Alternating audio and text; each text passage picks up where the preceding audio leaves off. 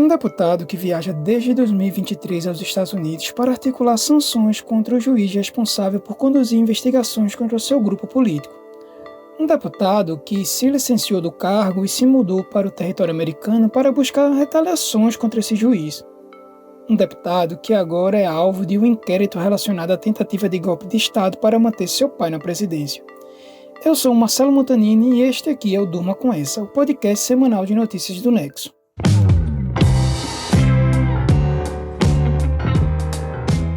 O programa desta semana tem também João Paulo Charlot, que analisa os argumentos sobre os bombardeios israelenses na faixa de Gaza, e Mariana Souza, que explica as polêmicas sobre o PL do licenciamento. Na segunda-feira, 26 de maio, o ministro do Supremo Tribunal Federal, Alexandre de Moraes, abriu um inquérito sobre a atuação do deputado federal licenciado Eduardo Bolsonaro nos Estados Unidos. Moraes acatou o pedido da Procuradoria-Geral da República, que afirma que o filho 03 do ex-presidente Jair Bolsonaro tem se articulado junto a empresários, congressistas americanos e integrantes da Casa Branca para sancionar membros da Suprema Corte Brasileira, além de autoridades da Polícia Federal e da própria Procuradoria. O pedido da Procuradoria-Geral da República ocorre em resposta à representação criminal apresentada pelo deputado Lindenberg Farias, líder do PT na Câmara, sob a alegação de que Eduardo estaria atuando contra a soberania nacional e para atrapalhar investigações em curso. O procurador-geral, Paulo Gonet, destacou no pedido que as publicações nas redes sociais e entrevistas de Eduardo Bolsonaro teriam o intuito de intimidar autoridades brasileiras em meio ao avanço do inquérito contra o seu pai, Jair Bolsonaro, por tentativa de golpe. Embora seja alvo da campanha bolsonarista nos Estados Unidos, Moraes será o relator do caso, por ser o ministro prevento relator, que é uma regra que atrai para o relator causas sobre o mesmo assunto ou envolvendo as mesmas partes de processos que ele julga. Ele já é o relator do inquérito sobre a tentativa de golpe de Estado no país. Moraes levantou o sigilo do inquérito sobre Eduardo Bolsonaro e deu prazo de 10 dias para o deputado licenciado e seu pai prestarem esclarecimentos. Eduardo poderá fazer por escrito, já que está morando em território americano. O ministro do Supremo também convocou Lindenberg Farias e solicitou que o Itamaraty indique autoridades diplomáticas brasileiras que atuam nos Estados Unidos para prestar esclarecimentos. Não há prazo definido para o fim da investigação.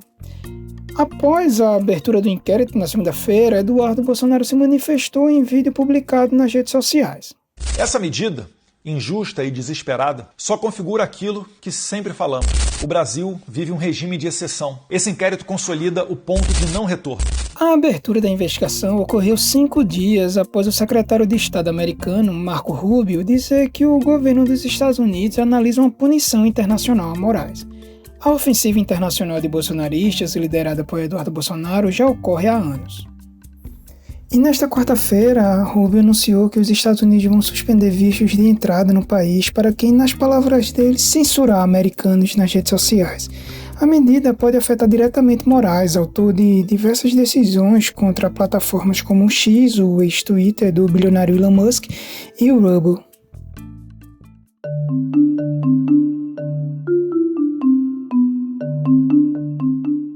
Eduardo Bolsonaro é um dos principais articuladores da extrema-direita mundial em ligação com Steve Bannon, ex-estrategista de Donald Trump.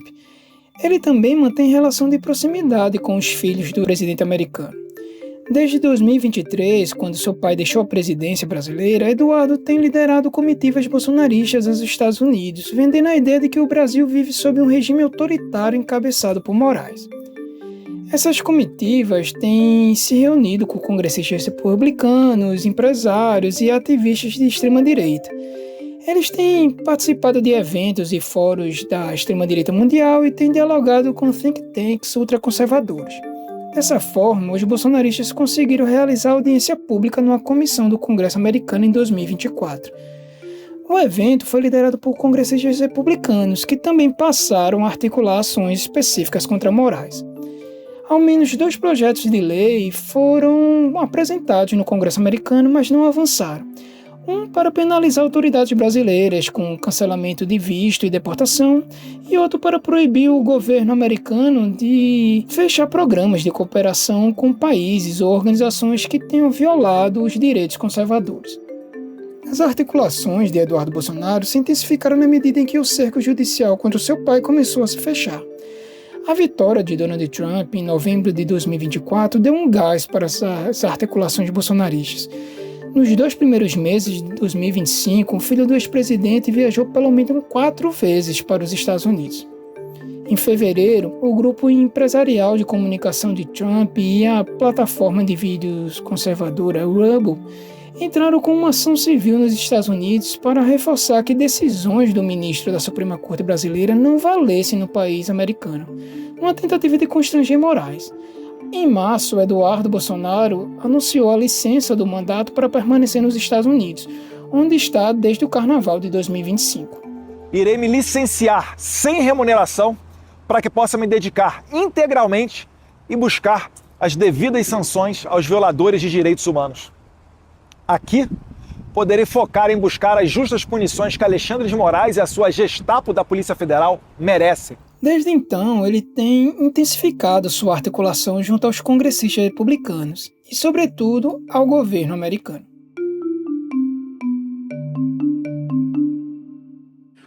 What do you intend to do, and would you be looking at Supreme Court justice sanctioning of Alexandra de Moraes under the Global Magnitsky Act? That is under review right now, and it's a great possibility that will happen. Você ouviu o congressista republicano Corey Mills perguntar ao secretário de Estado dos Estados Unidos sobre a possibilidade de sancionar o ministro da Suprema Corte brasileira, Alexandre de Moraes, sobre a lei Magnitsky. Rubio confirmou que isso estava em análise e que havia uma grande possibilidade de acontecer. A lei Magnitsky foi aprovada e sancionada em 2012 sob o governo Barack Obama, com a finalidade de punir pessoas envolvidas na morte de um advogado russo, o Sergei Magnitsky. Ele foi preso e torturado numa prisão russa por investigar crimes ligados à lavagem de dinheiro e corrupção estatal na Rússia. Em 2016, a lei foi ampliada para enquadrar qualquer pessoa acusada de corrupção, crime organizado ou violações graves aos direitos humanos. Não há necessidade de processo judicial. Basta uma decisão do executivo americano com base em relatórios, matérias de imprensa ou documentos de organizações internacionais. As punições incluem bloqueio de bens em solo americano, de transações bancárias e de movimentações financeiras, além de proibir a entrada no país. Ou seja, isso poderia impedir Moraes, por exemplo, de usar cartões de crédito de qualquer bandeira ou ter conta bancária de qualquer banco que opere nos Estados Unidos. E sim, há precedentes. Autoridades da Nicarágua, Guatemala, República Dominicana, Turquia e Hong Kong já foram punidas com essa lei. Em março, eu conversei com Paulo Abrão, que é secretário executivo do Washington Brasil Office e ex-secretário executivo da Comissão Interamericana de Direitos Humanos, sobre a ofensiva de Eduardo Bolsonaro nos Estados Unidos. E ele me explicou que os bolsonaristas adotaram uma espécie de manual de desgaste de governo à semelhança do que fazem expatriados nicaragüenses, cubanos e venezuelanos. Os bolsonaristas buscaram realizar um trabalho de difamação de aspectos da qualidade democrática, questionando as instituições para descredibilizar suas respostas institucionais. Incorporaram uma gramática de direitos humanos nesses discursos, focada basicamente no exercício absoluto da liberdade de expressão e nas respostas do sistema judicial a esses direitos, com o objetivo de questionar a existência de um sistema de independência de poderes. E com isso tentaram estabelecer algumas fórmulas de pressão externa para tentar mudar a realidade interna do país. O fato é que a classe política americana não averigua diretamente as alegações que são apresentadas por esses setores políticos de oposição dos países. Por cautela, os congressistas buscam se amparar em comunicados, posições públicas ou decisões tomadas por organismos especializados nessas áreas, dentro da sociedade civil e de espaços diplomáticos multilaterais. Por isso, a extrema-direita brasileira passou a buscar também pressionar o sistema interamericano de direitos humanos, pedindo reuniões periódicas junto à Comissão Interamericana de Direitos Humanos, apresentando petições e cartas, solicitando o pronunciamento da comissão, etc. Agora que estamos diante do novo capítulo e na iminência de uma ação concreta, entrei em contato novamente com Paulo Abrão, perguntei como ele avalia a declaração de Marco Rubio, admitindo a possibilidade de o governo americano sancionar Alexandre de Moraes, e o que isso diz sobre os Estados Unidos. Essas sanções individuais aplicadas pelos Estados Unidos contra os seus desafetos, entre aspas, são práticas muito comuns e são muito recorrentes em todos os governos deles, sejam democratas, sejam republicanos. É, na verdade, uma sanção política. Ela é realizada no marco da jurisdição deles e uma espécie de uma ferramenta, né, da própria política externa, como se diz, com dentes, né, que eles praticam. Essas medidas elas podem até ser questionadas nos tribunais americanos. Mas, em geral, se reconhece que são atos discricionários do Poder Executivo para defender os interesses do próprio país. Tomadas a fundo, são práticas de exceção, né? Porque não permitem contraditório, ampla defesa e nem elementos probatórios sólidos para fundamentá-las. Basta um convencimento parlamentar e uma capacidade de movimentar o Departamento de Estado para a implementação dessas sanções a partir das legislações existentes e vigentes dentro do país. E quais as consequências dessas sanções para o Brasil? Tecnicamente, eu não acredito que essas medidas afetem a nossa soberania como Brasil, porque é um exercício sancionatório baseado nas normas americanas, aplicadas pelos americanos e com vigência estrita no território dos americanos.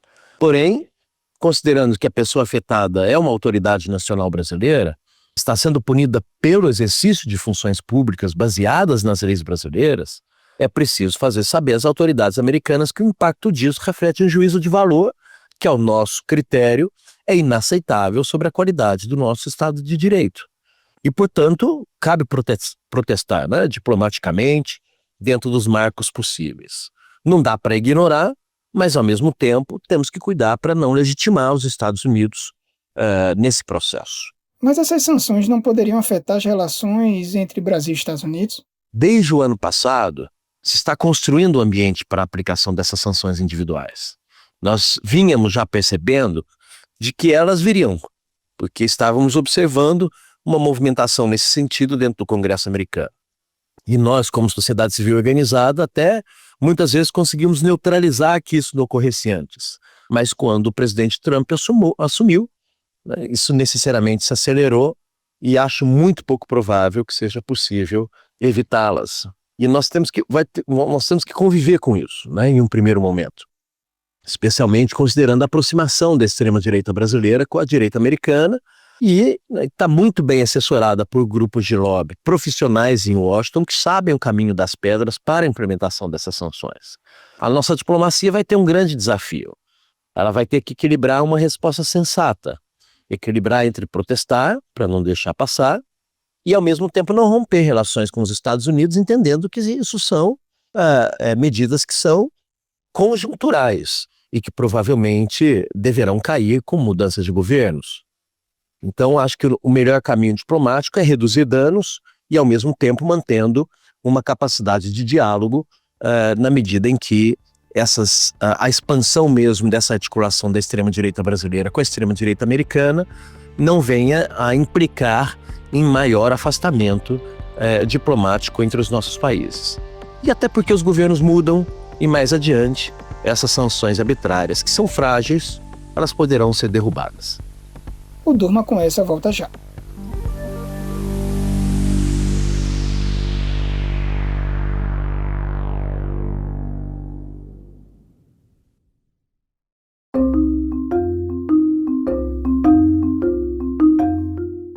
Mais de 1 ano e meio do atual conflito na faixa de Gaza e o saldo até aqui é de mais de 53 mil palestinos mortos, mais de 90% das construções locais destruídas ou danificadas e milhares de pessoas sob fome extrema. Houve também 1.200 israelenses mortos e cerca de 250 reféns sob o domínio do Hamas, dos quais 58 ainda não voltaram para casa. O João Paulo Charlot analisa os argumentos sobre os bombardeios israelenses nesse interminável e doloroso conflito no bloco Além da Fronteira desta semana. Olá, ouvintes, olá, amigos do Durma com essa. O conflito na faixa de Gaza completa 600 dias nesta quarta-feira e é impossível tratar desse tema sem destacar o que é mais importante, que é o infinito sofrimento imposto à população civil. O quadro é composto por mais de 50 mil mortos do lado palestino e por 58 reféns israelenses que ainda são mantidos em Gaza. Os números não são comparáveis e cada dor é infinita em si mesma, mas não há como ignorar a extensão e a profundidade da destruição causada pelas ações israelenses na faixa de Gaza. A cada dia vemos novas notícias sobre casas, escolas e hospitais destruídos. Por que isso acontece? Na coluna que eu publico essa semana no Nexo, analiso os argumentos dos dois lados. Para uma parte das pessoas, essa destruição configura um genocídio, que é o intento de exterminar total ou parcialmente um grupo humano. Mas eu falo também de uma entrevista que fiz no ano passado em Tel Aviv, com um dos especialistas jurídicos das forças israelenses que é responsável por autorizar essas ações. Se você se interessa pelo assunto, se busca entender todos os pontos de vista envolvidos nessa situação crítica e desesperadora, talvez se interesse em dar uma olhada nesse texto que eu publico no Nexo Jornal.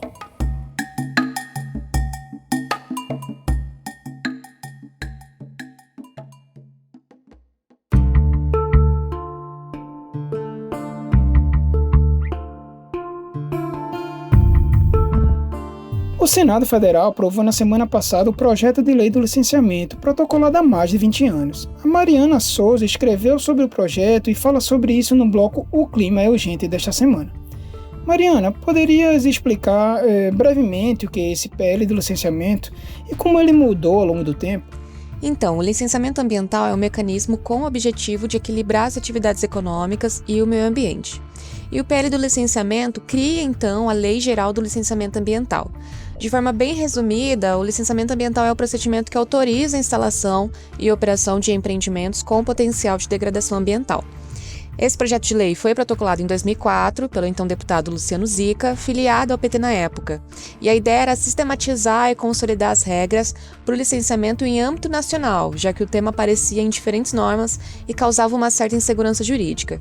E é importante dizer que o Zica liderava a bancada ambientalista naquele ano, ou seja, o projeto foi proposto com o apoio dos ambientalistas. Só que ao longo do tempo, a redação do PL foi capturada e em grande parte pela bancada ruralista. Em 2019, o então presidente da Câmara, Rodrigo Maia, criou um grupo de trabalho para discutir o projeto. E esse grupo ficou sob responsabilidade do deputado federal Kim Kataguiri, que era da Frente Parlamentar Agropecuária e apresentou o texto substitutivo. Ao todo, esse PL recebeu 93 emendas na Câmara e a nova redação basicamente cria uma espécie de autolicenciamento via declaração online. Também dispensa a licença para atividades agropecuárias, reduz a participação de comunidades tradicionais e diminui atribuições de órgãos e entidades em áreas especialmente protegidas. Ele foi aprovado pela Casa em maio de 2021 e seguiu para o Senado, que acaba de aprovar o texto. E agora a proposta retorna à Câmara dos Deputados, mas já recebeu manifestação contrária do Ministério do Meio Ambiente. Quais as expectativas sobre o projeto? No mesmo dia da votação no Senado, o Ministério do Meio Ambiente e Mudança do Clima publicou uma nota reprovando a aprovação do PL. Segundo o texto, o projeto viola o princípio da proibição do retrocesso ambiental, que define que não se pode voltar atrás em regras de proteção do meio ambiente.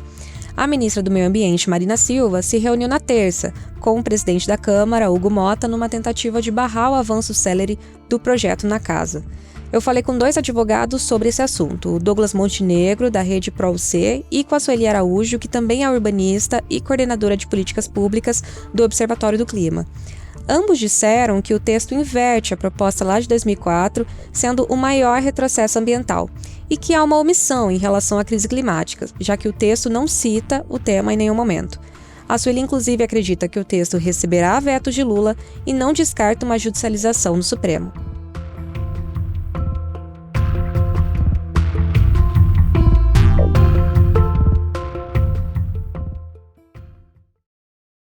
Se você quiser se aprofundar nos temas que a gente tratou no programa desta semana, entre em nexojornal.com.br. Dos capítulos da ofensiva internacional liderada por Eduardo Bolsonaro, passando pelos bombardeios israelenses na faixa de Gaza e terminando com o PL do licenciamento, turma com essa.